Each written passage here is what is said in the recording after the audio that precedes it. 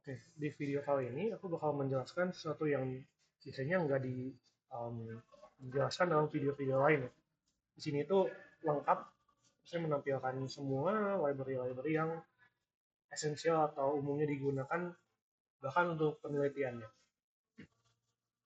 Oke, ini saya menggunakan ChatGPT untuk membantu saya. Apakah NumPy bisa membuat semua machine learning dan deep learning, bahkan custom untuk penelitian? Ya, secara teoritis. NumPy menyediakan semua operasi dasar yang dibutuhkan dalam machine learning atau deep learning, vektor, matriks, operasi elemen, turunan numerik. Intinya di sini ada operasi-operasi untuk vektor dan matriks seperti penjumlahan, perkalian, kalian matriks, scalar, turunan, dan lainnya. Banyak digunakan untuk masalah numerik dan juga aljabar linear. Lalu banyak model machine learning atau deep learning bisa dibangun dari nol. Misalkan linear regression neural network hanya dengan NumPy. Saya sendiri sudah pernah mencoba membuat feed forward neural network hanya dengan NumPy saja. Bahkan dalam riset beberapa paper awal deep learning menggunakan NumPy murni. Jadi tanpa library lain, hanya dengan NumPy saja bisa membuat apapun. Untuk seperti decision tree, random forest pun bisa menggunakan ini. Nah, tetapi tidak otomatis. Harus diimplementasi dari awal, misalkan autograd, backpropagation, optimization, atau optimizer. Autograd itu mungkin aku menjelaskan dari awal ya. Jadi deep learning itu tujuannya dia memiliki constraint atau batasan atau aturan ya. Lalu dia juga memiliki suatu objective function atau sesuatu yang ingin dioptimalkan. Nah, dalam pelajaran turunan kita mempelajari bahwa suatu grafik itu dapat grafik permukaan memiliki turunan. Nah, turunannya itu biasanya kita hitung manual ya. Turunan dari suatu fungsi parsial terhadap suatu variabel misalkan. Nah, tapi di sini semuanya udah otomatis. Autograd itu otomatis. Nah, kalau di NumPy itu tidak bisa. Backpropagation itu um, proses untuk mundur atau merubah value-value dari variabel-variabel ya.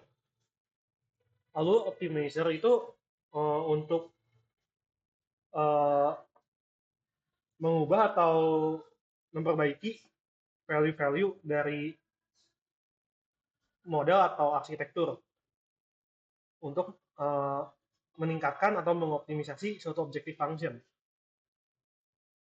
Tetapi NumPy juga uh, tidak efisien untuk GPU dan paralel. NumPy berjalan di CPU dan tidak mendukung GPU out of the box. Jadi sebenarnya NumPy dengan PyTorch kalau digabungkan dia bisa melakukan hal yang luar biasa.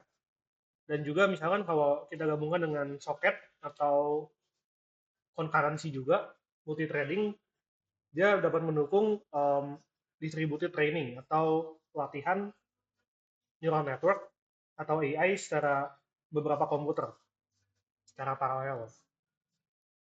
Jadi NumPy cocok untuk belajar dasar machine learning, deep learning, penelitian teoritis, implementasi dari nol untuk kontrol maksimal.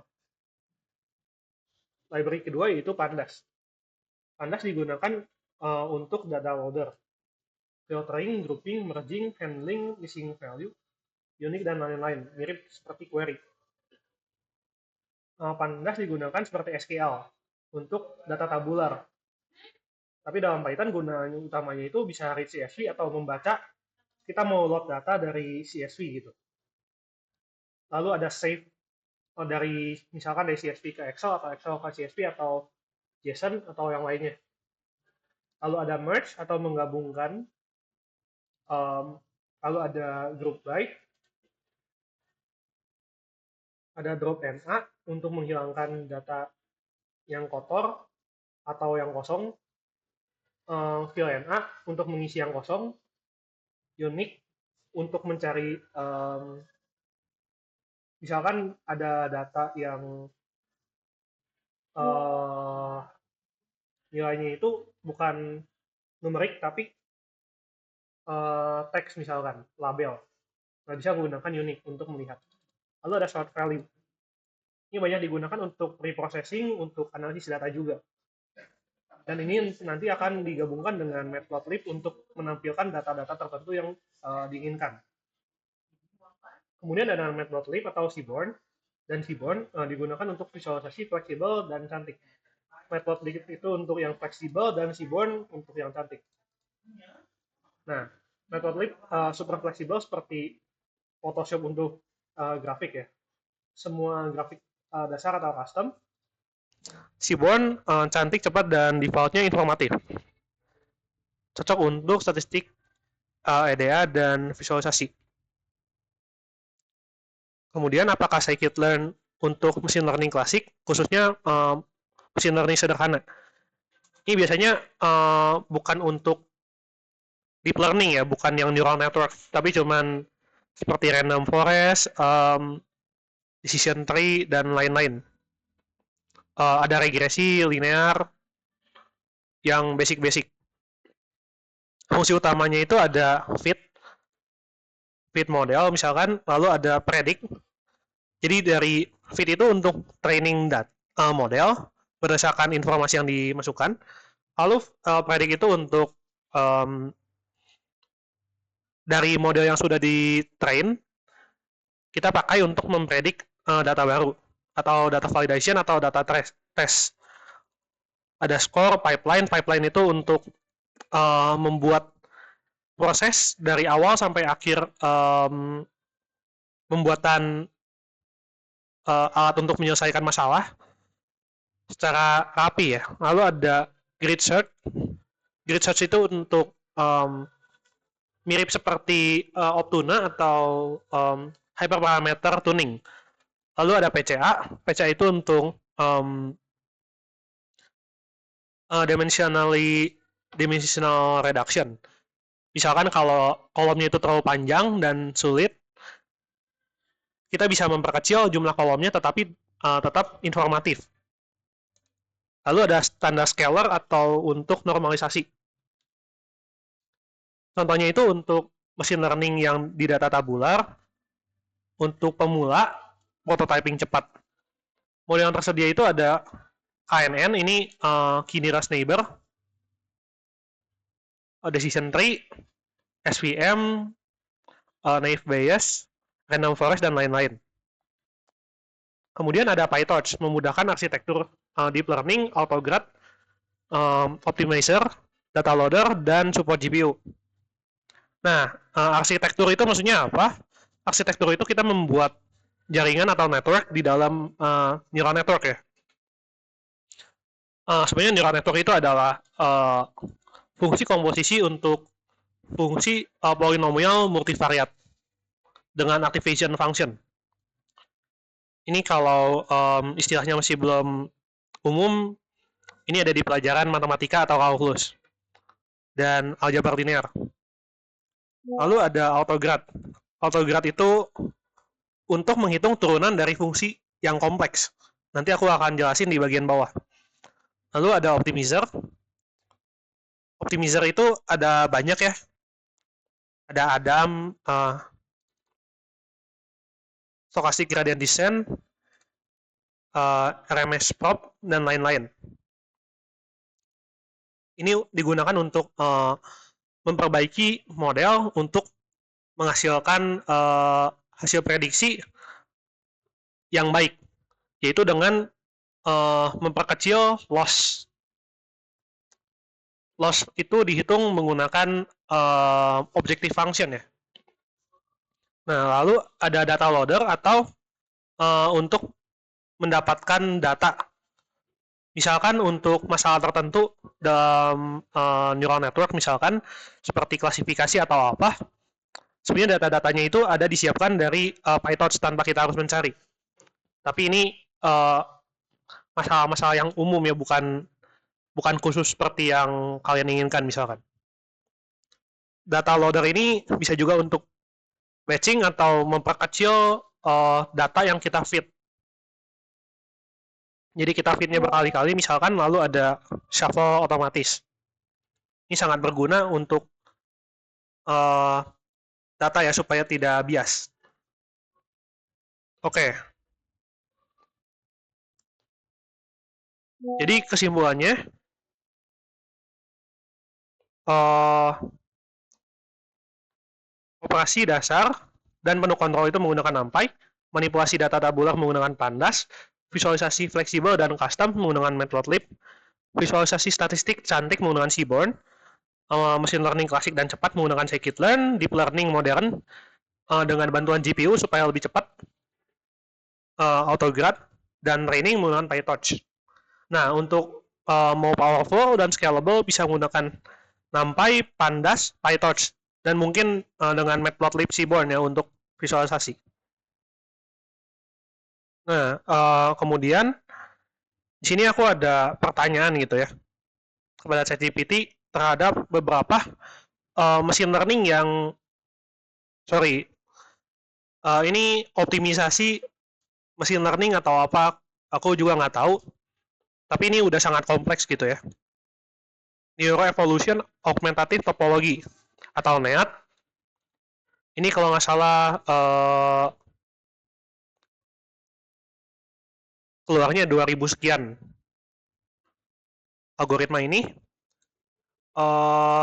itu open ended, jadi dia nggak ada beres-beresnya gitu trainingnya.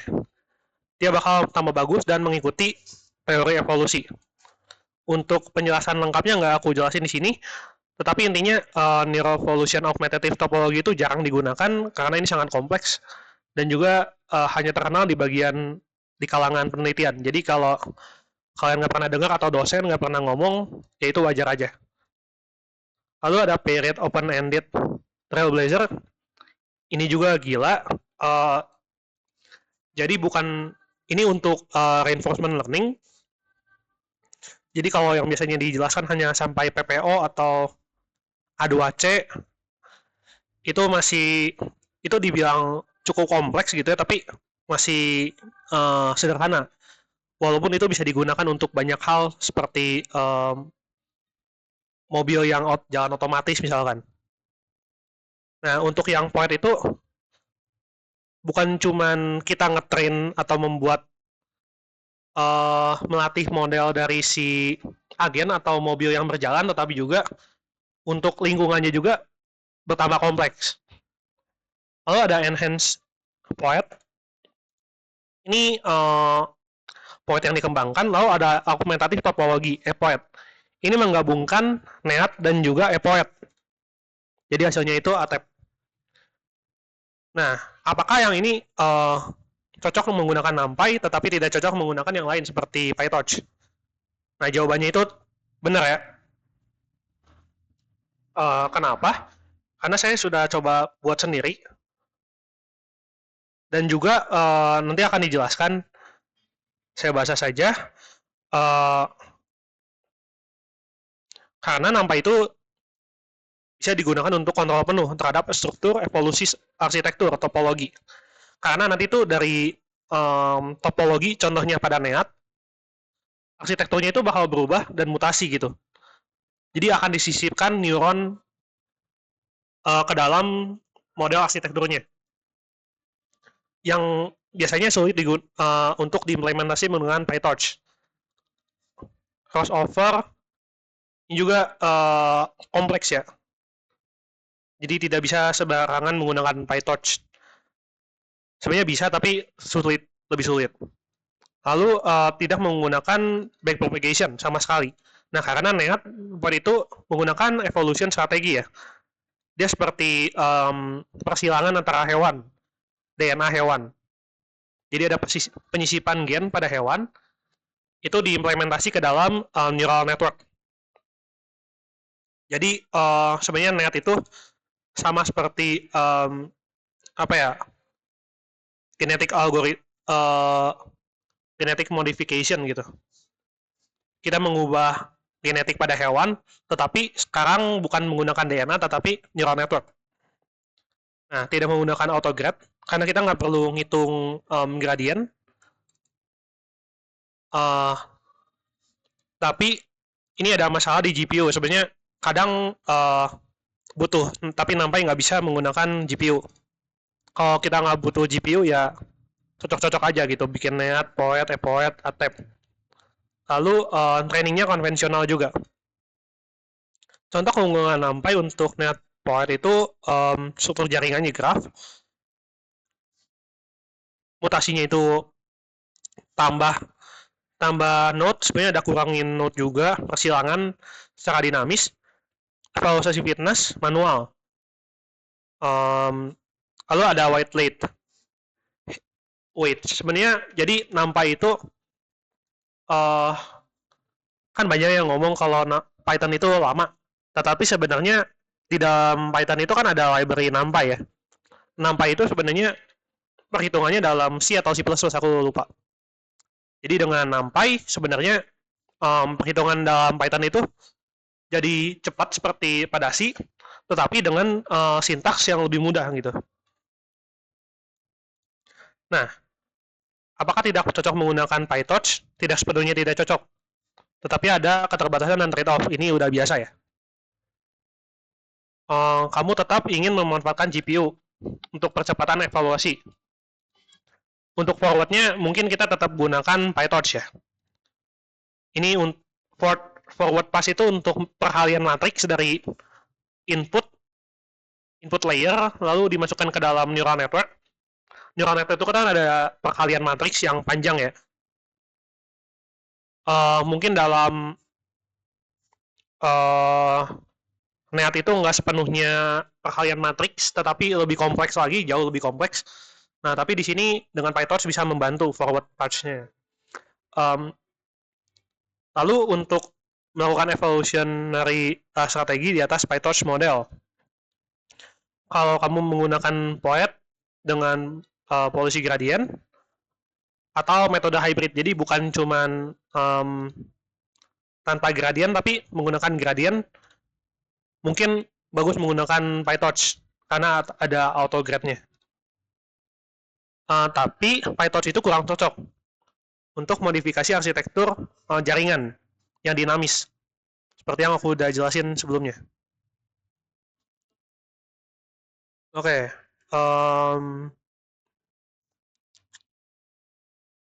lalu berikutnya, jadi PyTorch menyelesaikan hampir semua masalah perhitungan dalam masalah optimisasi, aljabar linear, komutasi numerik. Ini pelajaran matematika ya, kuliah. Aljabar linear, misalkan perkalian, penjumlahan, untuk yang matriks-matriks gitu ya. Buat turunan juga. Turunan tuh kalkulus dan aljabar linear. Lalu komputasi numerik, misalkan seperti untuk suatu fungsi kita cari akarnya. Jadi kapan fungsi ini hasilnya 0? Itu kan bisa kita pakai Newton-Raphson atau yang lain gitu ya, bisection. Nah, dengan ini bisa membantu gitu, dengan menggunakan PyTorch.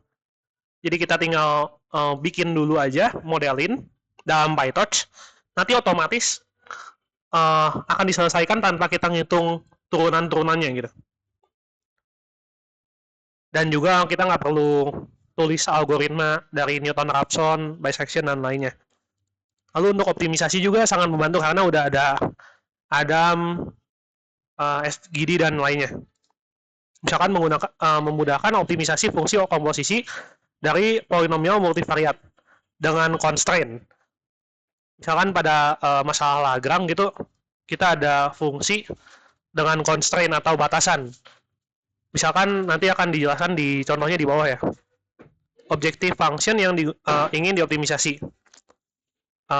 Yang biasanya menggunakan aljabar linear, komputasi numerik, optimisasi, yang sering jadi permasalahan kuliah kalkulus, terutama bab turunan dan regresi. Jadi jawaban singkatnya itu PyTorch bisa digunakan untuk menyelesaikan hampir semua perhitungan seperti aljabar linear, turunan fungsi komposisi multivariat, komputasi numerik, dan optimisasi, bahkan dengan constraint. Dengan cara yang sangat fleksibel dan powerful. PyTorch bukan hanya untuk deep learning, dia juga cocok untuk eksperimen matematis dan kalkulus numerik kompleks. Penjelasan lengkapnya itu Untuk aljabar linear, komputasi numerik, PyTorch itu punya API yang mirip dengan NumPy, tetapi keunggulan tambahan. Operasi seperti vektor matriks itu ada torch tensor. Tensor itu seperti array NumPy, tapi yang ini dalam PyTorch ya. Lalu ada matmo atau matrix multiplication, inverse matrix, SVD, EIG, eigen. Lalu ada juga determinan. Operasi numerik seperti eksponen, logaritma, power itu eksponen, seperti eksponen. Lalu ada min, standard deviation, normalisasi. Operasi linear khusus juga ada.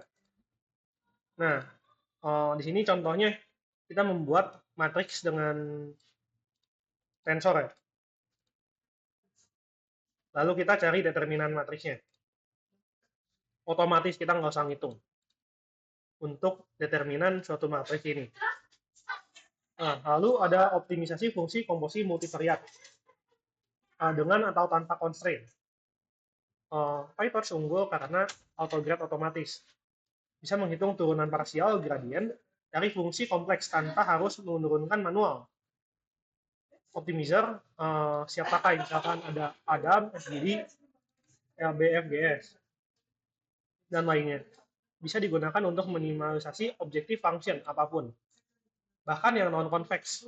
Non-convex itu, convex itu jadi ada, kalau dalam loss function gitu ya, permukaan suatu function itu ada yang ada lembahnya. Nah, lembah itu namanya convex. Kalau non-convex itu mungkin banyak atau tidak ada lembah atau puncaknya gitu. Mungkin kita bisa lihat contohnya gitu ya, fungsi.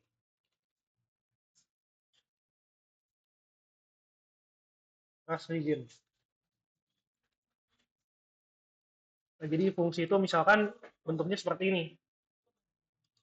Ini berarti ada banyak lembah dan juga banyak bukit ya, banyak puncak. Nah, di sini ada contohnya. Kita mau meminimalkan fungsi polinomial multivariat ya. Jadi ada banyak variabelnya ada x, ada y, lalu polinomial juga dan kompleks. Nah, di sini belum ada contoh constraint ya. Sini kita buat x dengan random. Mulai dari satu semua. Y-nya juga satu semua, lalu nanti bakal ada optimisasi menggunakan stokastik gradient descent ya. Nanti si x dan y-nya itu berubah. Jadi untuk fungsi ini, x dan y-nya itu berubah-berubah untuk menghasilkan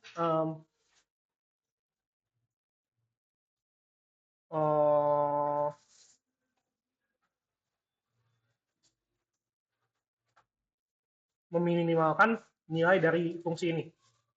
Jadi ini itu dianggap sebagai loss function di sini. Karena loss function itu ingin diperkecilkan.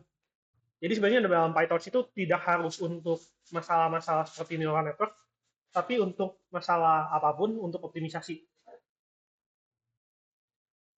Jadi kalau kita ingin optimisasi atau memaksimalkan fungsi ini, kita tinggal ubah aja jadi minus dari fungsi ini. Sederhana. Di bagian backward yang ini, yang optimizer step itu, nanti akan update nilai X dan Y. Dan nanti hasilnya itu X item atau Y item itu hasilnya adalah solusi dari X dan Y. Sangat mudah sekali untuk masalah-masalah matematika. Lalu ada constraint juga. PyTorch sendiri sebenarnya tidak punya constraint optimization built-in. Nah, di sini kita harus membuat sendiri.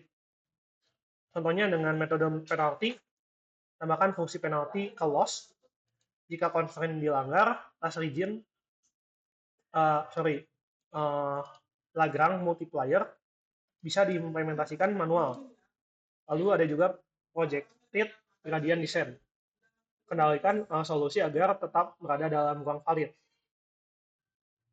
Ini nanti akan aku bahas di video-video berikutnya mungkin ya. Tapi intinya bisa untuk constraint juga. Lalu ada koneksi dalam kalkulus dan turunan. Itu untuk fungsi komposisi yang sangat panjang ya, aturan rantai. Jacobian, gradient descent, yang biasanya dibahas dalam kalkulus lanjut, tetapi bisa langsung diperhatikan di PyTorch dengan mudah. Itu fungsi komposisi, uh, lebih tepatnya mungkin loss function ya. Lalu di sini tinggal kita update atau hitung turunan parsialnya yang nanti bakal diupdate gitu ya. Nanti untuk kode lengkapnya bisa tanyakan. Yang penting kalian di sini tahu bahwa dengan PyTorch itu kalian bisa mengoptimalisasikan suatu objeksi dengan constraint tertentu gitu. Kemudian ya kesimpulan ya. Kesimpulannya aljabar linear bisa menggunakan PyTorch karena ada matriks, vektor, determinan, inverse, input dan value. Komposisi numerik juga untuk fungsi matematika, estimasi numerik bisa dengan mudah dibuat dengan forward pass. Lalu ada optimisasi fungsi, gradient based manual multivariate. Contohnya dengan Adam, SGD. Itu dua-duanya menggunakan gradient ya, gradient base. Lalu ada autograd, jadi perhitungan turunan parsialnya itu secara langsung dibuat sama PyTorch-nya. Kita nggak usah ngitung turunan manual. Lalu ada fungsi komposisi mendukung aturan rantai gitu ya, rantai turunan dan fungsi kompleks. Fungsi komposisinya bukan cuma forward pass, tapi juga ada juga backward. Lalu ada backward propagation ya. Lalu ada custom loss constraint. Jadi bisa manual dengan penalty atau Lagrange. Lagrange ini bakal familiar ya untuk pelajaran turunan. Turunan parsial atau multivariat. Ada di kalkulus bab 12 buku Purcell. Kalau nggak salah bab 12.